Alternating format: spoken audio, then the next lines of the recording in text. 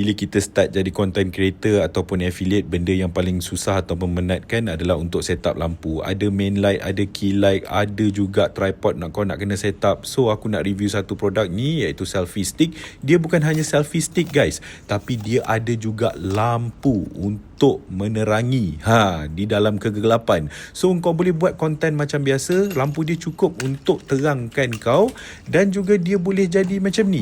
Senang kan untuk kau buat live ke, untuk kau record, kau buat video ke dan sebagainya.